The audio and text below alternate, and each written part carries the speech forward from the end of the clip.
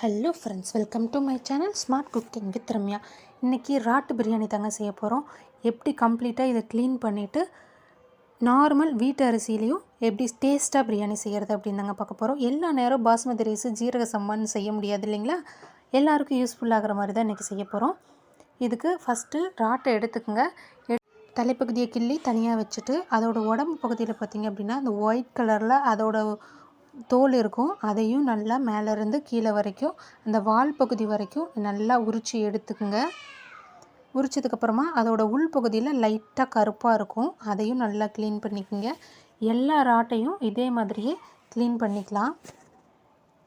அடுத்து தாங்க முக்கியமான ஸ்டெப்பு. இப்போ இந்த ராட்டோட முதுகு பகுதியில் பார்த்தீங்க அப்படின்னா இந்த மாதிரி தோலை விரிச்சிட்டோம் அப்படின்னா பிளாக் கலரில் இருக்கும் பாருங்கள், கருப்பு கலரில். இந்த அதோட குடல் இதை கண்டிப்பாக எடுத்துடணும். எல்லா ராட்லேயும் எடுத்துருங்க. ஒரு சில ராட்டில் லைட்டாக வெள்ளை கலர் மாதிரியும் இருக்கும். அதனால் நம்ம நகத்தை வச்சு இந்த முதுகு பகுதியில் தோலை விரிச்சு விடும்போது நடுவில் இது இருக்கும். எல்லா ராட்லேயும் கண்டிப்பாக இதை எடுத்துட்டு சுத்தம் பண்ணணும். இதுதான் பர்ஃபெக்டான மெத்தடு. இந்த மாதிரி எல்லா ராட்டையும் சுத்தம் பண்ணி எடுத்துக்கிறேன் நான். கொஞ்சமாக மஞ்சத்தூள் சேர்த்து நல்லா பரட்டி விட்டுக்குங்க. எப்போவுமே எல்லா கறியுமே மஞ்சத்தூள் சேர்த்து நல்லா பரட்டிட்டு கழுவுறது ரொம்பவே நல்லது. எந்த கிருமிகளும் இல்லாமல் இருக்கும். நல்லா கழுவி தண்ணியை வடிச்சிட்டு ஒரு பாத்திரத்தில் தனியாக எடுத்து வச்சுக்கலாம்.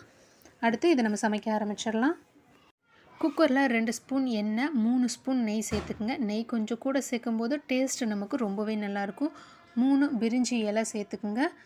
6 கிராம்பு, கொஞ்சமாக பட்டை, 1 ஏலக்காய் இதெல்லாம் சேர்த்துட்டு நல்லா பொரிஞ்சதுக்கப்புறம் 3 பெரிய சைஸ் வெங்காயத்தை நைஸாக கட் பண்ணி வச்சுருக்கேன். இந்த மாதிரி கட் பண்ணும்போது நல்லா நமக்கு சீக்கிரமாக வெந்துடும். இந்த மாதிரி கோல்டன் ப்ரௌன் கலரில் வெங்காயம் செவக்கணும். இது ரொம்ப முக்கியங்க. நல்லா செவந்ததுக்கப்புறமா 2 டேபிள் ஸ்பூன் அளவு இஞ்சி பூண்டு பேஸ்ட்டு சேர்த்துக்குங்க. இன்றைக்கி நம்ம குவான்டிட்டி கொஞ்சம் அதிகமாக செய்கிறோம், அதனால் 2 டேபிள் ஸ்பூன் சேர்த்துருக்குறேன்.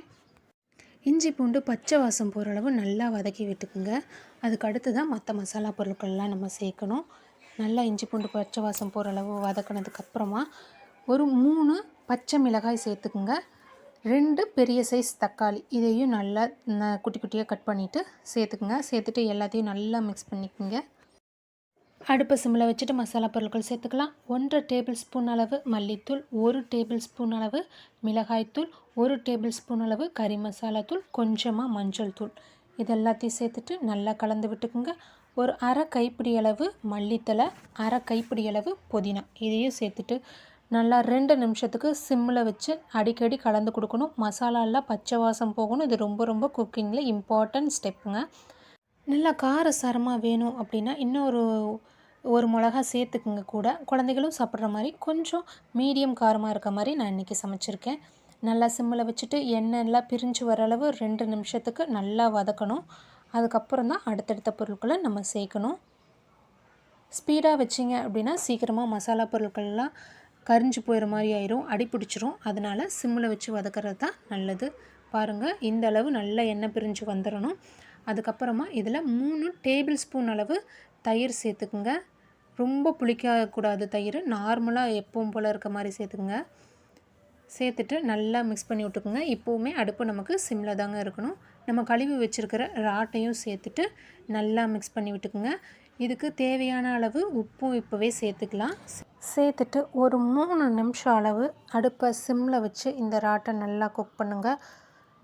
ராட்டில் உப்பு காரம் எல்லாம் நல்லா இறங்கணும். ராட்டோட பச்சை வாசனை எல்லாம் போகணும். அதனால் கண்டிப்பாக ஒரு 3 நிமிஷத்துக்கு இதை நம்ம குக் பண்ணணும்.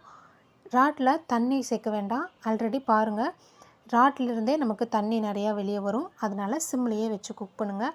இப்போ ராட் நீளமாக இருக்குது இல்லைங்களா, நம்ம குக் பண்ணதுக்கப்புறம் அப்படியே சுருண்டு ரவுண்டாக நமக்கு வரும்.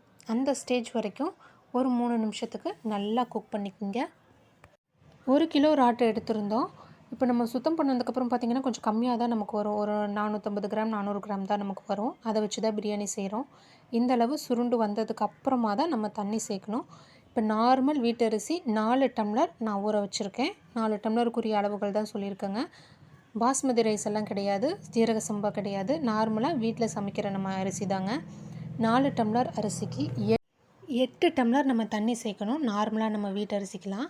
இதில் கொஞ்சம் ஒரு 7.75 டம்ளர் அளவு நான் சேர்த்துருக்கேன். 1/4 டம்ளர் கம்மியாக சேர்த்துருக்கேன். ஏன்னா ராட்லேருந்தே நமக்கு கொஞ்சம் தண்ணி வந்திருக்கு. அதுவும் இல்லாமல் அரிசியும் அரை மணி நேரம் நான் ஊற வச்சுருக்கேன். அதனால் கொஞ்சம் மட்டும் தண்ணி கம்மியாக சேர்த்துக்கிறேங்க. சேர்த்துட்டு ஒரு மீடியம் சைஸ் லெமன், ஃபுல் லெமனும் பிழிஞ்சு விட்டுக்குங்க. இப்போ பாதி பிழிஞ்சிட்டு அப்புறம் பாதி நான் பிழிஞ்சு காமிச்சிருப்பேன். ஏன்னா இது வந்து புளிப்புத்தன்மை ரொம்ப கம்மியாக இருக்க மாதிரி இருந்துச்சு. அதனால் இப்போவே சொல்லிடுறேன். சின்ன லெமனாக இருந்துச்சு அப்படின்னா ஒரு 2 லெமன் சேர்த்துக்குங்க. மீடியம் சைஸ் லெமன்னா இந்த அளவு அரிசிக்கு ஒரு லெமனை நம்ம பிழிஞ்சு விடணும். அப்போ தான் நமக்கு வந்து கரெக்டாக இருக்குங்க. டேஸ்ட்டு பார்த்துட்டு செகண்ட் டைம் பிழிஞ்சிருக்கேன் பாருங்கள். மொத்தமாக ஒரு மீடியம் சைஸ் லெமன் கரெக்டாக இருக்கும்.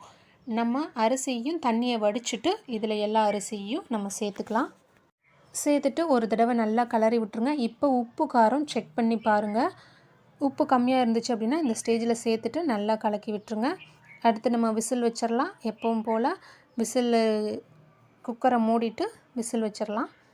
ஒரு விசில் ஸ்பீடாக, ஒரு விசில் சிம்மில் கரெக்டாக இருக்குங்க. அடியில் தண்ணி நிற்காமல், தண்ணி பற்றாமல் அந்த மாதிரிலாம் இல்லாமல் இந்த விசில் வந்து கரெக்டாக இருக்கும். விசில் தானாக ரிலீஸ் ஆகணும். அவசரப்பட்டு நம்ம எடுத்துட்டு இது பண்ணக்கூடாது. 2 விசிலுக்கு அப்புறம் தானாக விசில் இறங்கினதுக்கப்புறம் ஓப்பன் பண்ணி பாருங்கள். லைட்டாக அப்படியே கிளறி கொடுத்துக்குங்க.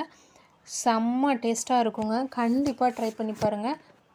ஃபர்ஸ்ட் டைம் ட்ரை பண்ணுறவங்களா இருந்தாலும் செம்ம டேஸ்ட்டாக ட்ரை பண்ணிடலாம். இந்த அளவு குவான்டிட்டியில் நம்ம செய்யும்போது கரெக்டாக இருக்கும் மெஷர்மெண்ட்ஸ் எல்லாம். வீடியோ பிடிச்சிருந்தா சேனலை சப்ஸ்கிரைப் பண்ணி ஃபாலோ பண்ணுங்கள். அப்படியே லைக் பண்ணி ஷேர்